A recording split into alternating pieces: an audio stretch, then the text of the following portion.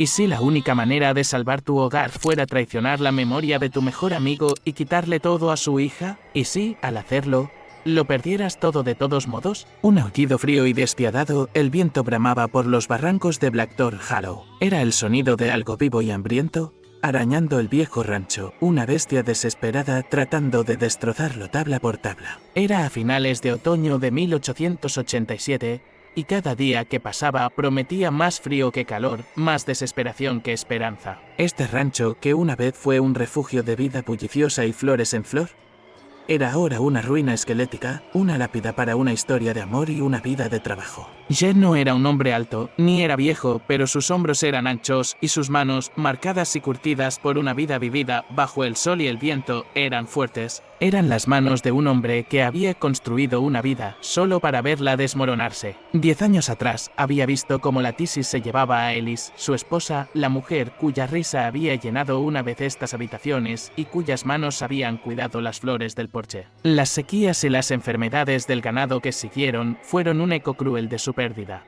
Un asalto implacable a lo poco que le quedaba. Los establos estaban ahora medio vacíos, las vallas caídas como los hombros de un hombre cansado, y la tierra estaba agrietada, un sombrío reflejo de su propio corazón. Todo lo que tenía detrás de él era una deuda que crecía más rápido que las malas hierbas que ya no tenía ganas de arrancar. La última visita del representante del banco le había dejado un papel amarillo en las manos, una sentencia de muerte para su hogar. El plazo era de 3 días, su última oportunidad. Jed sabía lo que tenía que hacer. La ley de la tierra era un dios implacable que exigía su libra de carne. Si una deuda no se pagaba, el acreedor tenía derecho a embargar la propiedad del deudor. Y George, el padre de Elara, había pedido prestada una suma considerable, un préstamo para un nuevo pozo que nunca se había excavado, nombrando a Mara, la magnífica yegua, como garantía. Jed había ido a la casa de Elara. Una pequeña choza que no parecía más estable que su propio rancho. No había ido a negociar, había ido a imponer. La encontró en el establo, sus pequeñas manos, tan parecidas a las de Ellis, trenzando la crin de Mara con una delicadeza que le retorció un cuchillo en el estómago. La chica, de no más de 16 años, lo había mirado, con los ojos muy abiertos y una súplica. Jed, por favor, había susurrado con la voz temblorosa. Papá dijo que eras su mejor amigo. Dijo que nos cuidarías. La desesperación, una piedra fría y pesada, había endurecido el corazón de Jed. Vio en sus ojos no el rostro de la hija de su amigo, sino el de su propia inminente ruina. Vio los establos vacíos, las vallas caídas, la tierra agrietada. Vio el recuerdo de la risa de Ellis desvaneciéndose con cada día que pasaba. La ató con el rostro sombrío, sus movimientos torpes por una vergüenza que aún no podía reconocer. No quería lastimarla, pero no veía otra manera. La imagen de sus manos atadas, el miedo en sus ojos, se convertiría en un fantasma que lo perseguiría, un acusador silencioso en la oscuridad de la noche. La dejó allí atada, no por malicia, sino por una desesperación fría y pragmática. Era la única forma de salvar su rancho, su hogar, el trabajo de toda su vida. Elara lo vio irse, y un frío pavor se apoderó de su corazón. Era un monstruo, pensó. Era como el resto del mundo, un mundo que le había quitado a su padre, su hogar, y ahora, su último vínculo con él. Jed caminó hacia el banco, con el corazón apesadumbrado, cada paso un descenso más profundo a una oscuridad que nunca había conocido. Estaba a punto de vender el caballo que su mejor amigo le había dejado como legado a su hija. Estaba a punto de traicionar la memoria de un hombre al que una vez amó como a un hermano. Pero cuando llegó, las puertas del banco estaban cerradas, un pronunciamiento sombrío y final. El representante se había ido. El banco ya le había embargado, todos sus activos estaban congelados y estaba en la ruina. Lo había perdido todo. Regresó a su rancho, un hombre destrozado. El viento, que una vez había sonado como una bestia hambrienta,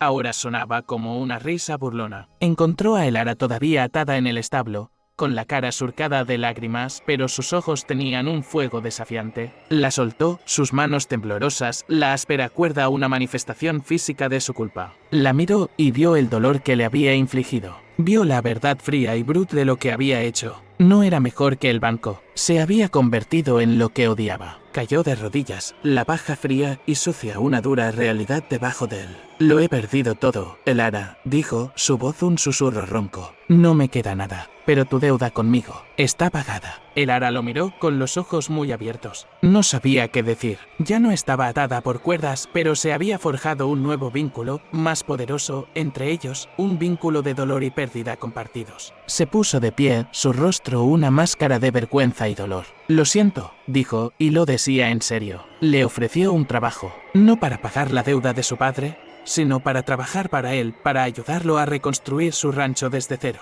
No será fácil, Elara le advirtió. Tenemos que trabajar juntos. Ella lo miró, a sus ojos cansados y a sus manos, que acababan de soltarla, y no vio un monstruo, sino a un hombre destrozado. Tomó su mano extendida y aceptó. Su conexión no era la de amo y sirviente, era una extraña mezcla de respeto silencioso y apoyo mutuo. Apenas hablaban, pero se entendían sin palabras. Ella sabía cuándo traerle agua, él sabía cuándo dejarla descansar. Un día, al notar que sus botas estaban desgastadas, Jet dejó unas nuevas junto a la puerta, en silencio, sin explicaciones. Elara, sin palabras, lo entendió todo. A la mañana siguiente, le trajo un pastel caliente que había horneado con la última harina que le quedaba. Este era su acuerdo tácito, su forma de comunicarse. Pero todo cambió cuando llegó el invierno. Una feroz ventisca descendió sobre el rancho como un lobo hambriento, amenazando con enterrarlo todo bajo la nieve. El viento aullaba y los árboles se partían. Jed estaba afuera, tratando de salvar el ganado. Elara, a pesar de su estricta orden de quedarse adentro,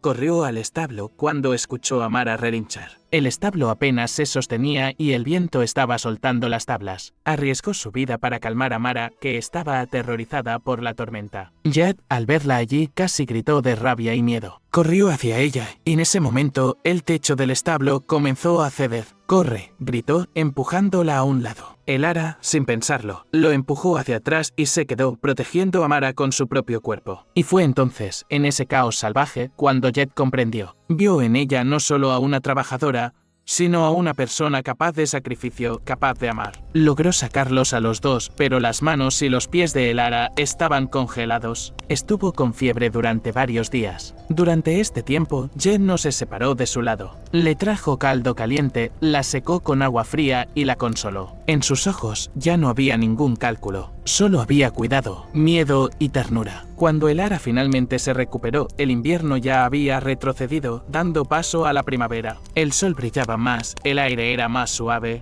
Jed estaba sentado a su lado. Parecía cansado, pero en sus ojos ardía un brillo cálido que Elara nunca había visto antes. «Tu padre», comenzó Jed con la voz ronca, «era un buen hombre. No te dejó para que pagaras sus deudas, te dejó esperanza». Le entregó un sobre viejo y maltratado. Dentro estaban los papeles de la tierra y la casa de su padre. «He pagado las deudas», dijo Jed, y ha añadido un poco más. «Ahora es tuyo. Tu deuda conmigo está pagada. Eres libre, Elara. Puedes irte». Elara miró en silencio el sobre, los papeles que una vez habían significado la libertad para ella. Podía irse, ir a donde quisiera. ¿Pero a dónde? Levantó la vista y sus ojos se encontraron con los de él. Jed no era alto, pero era robusto, con arrugas en la cara, pero en ese momento era el hombre más hermoso del mundo. ¿Iría donde él, Jed?, preguntó suavemente. «¿Dejarte a ti? ¿Y a Mara? ¿Y a este rancho?» Se levantó, se acercó a él y le tomó la mano. «Te prometí para siempre», Jed dijo, «y mantendré mi promesa. Solo que este para siempre no será para pagar una deuda. Será mi elección».